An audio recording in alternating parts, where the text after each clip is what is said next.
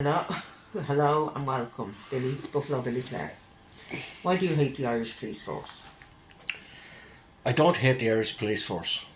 I just don't respect them. I have zero respect for the corrupt and criminal Irish police force. Where did this police force originate from? The Irish police force originated out of the pro-treaty forces, out of the British state. They were created, by the British state. They were funded and trained by the British state. And up until the late 1960s, to become an Irish police officer, you had to be trained in England and then brought back here. So basically, it originated from the British, and they're still at it. Okay, how corrupt is this police force?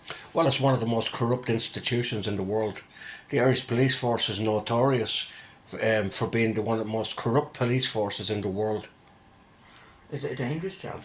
It's one of the safest jobs on the planet. More deaths occur by railway accidents. More fishermen, linemen, firemen.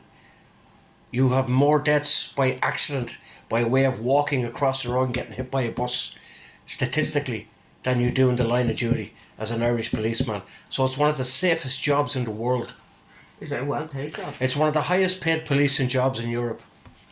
They seem to look after themselves, but they seem to, like a secret organisation. They're like a family. There's been a lot of innocent Irish people deaths in their custody. Why is that?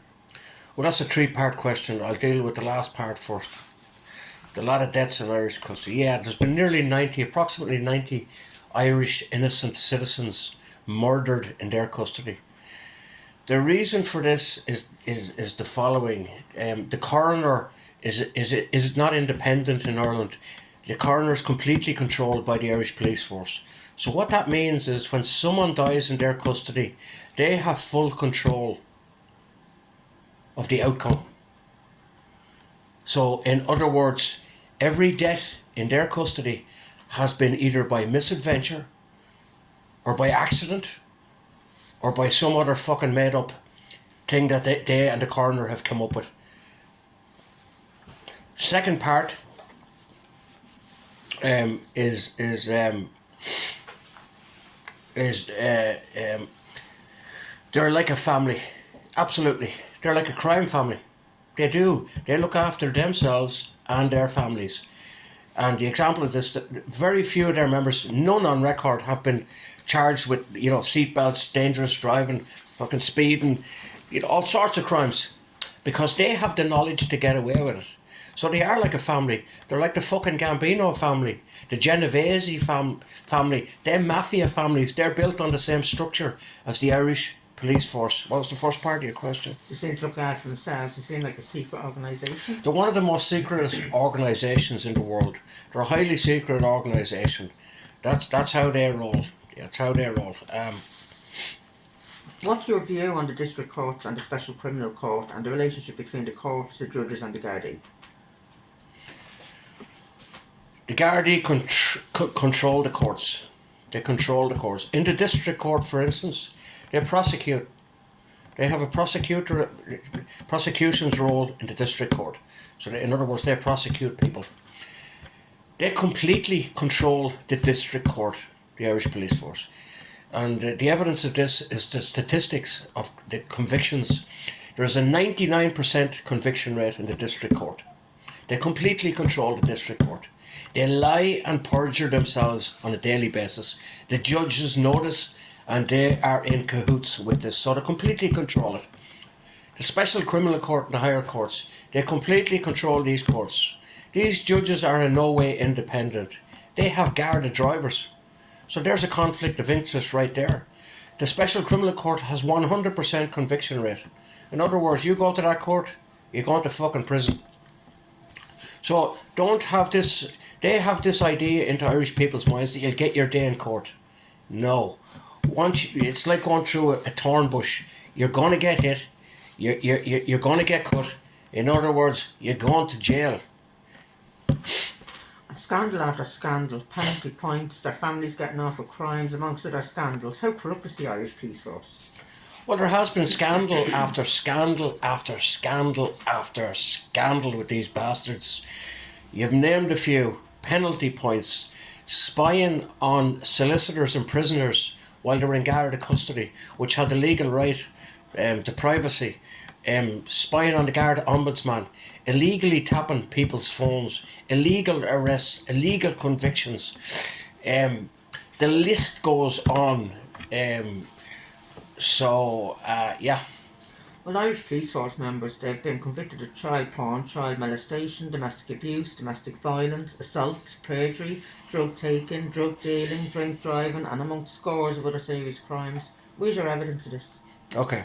The Irish police force members have been convicted of rape. Irish police force members have been convicted of drug dealing, drug taking, child porn, child molestation, drink driving, drug driving, domestic violence, assault on women, assault on kids. Irish police force members have been convicted of all these crimes amongst others. My evidence is as follows. The internet is littered with evidence of their convictions. And if you want further evidence in concrete, the court system. It's available on the court system. Who funds the Irish police force? The Irish police force is partly funded still to this day by the British state. Some of their units, i.e. the so-called fucking special detective unit, and the police force, the secret units within the police force that are anti-republican, etc., they are funded by the British state. What do you think about the Gardaí and the relationship with legal immigration?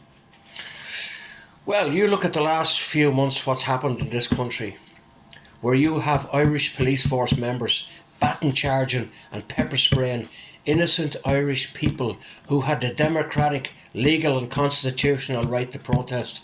And here you had these police thugs inciting violence, using batons, weapons of war on innocent, unarmed Irish people, while they protect illegal immigrants who have no legal or democratic right to be in this state. Why couldn't the corrupt Irish police force have an Irish leader?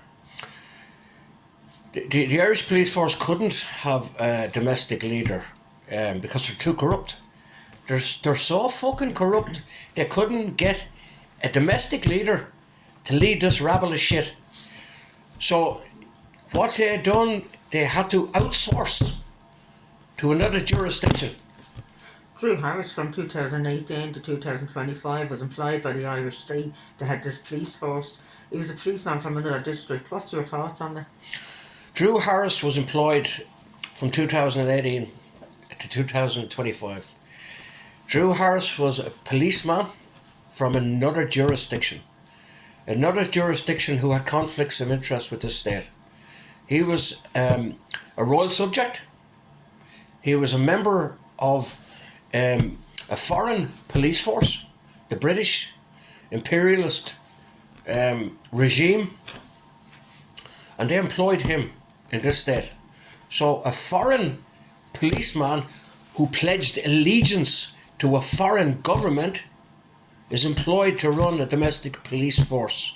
I can't find one example in any country in the world where they outsourced a domestic police force job to someone in another country. It's absolutely unheard of.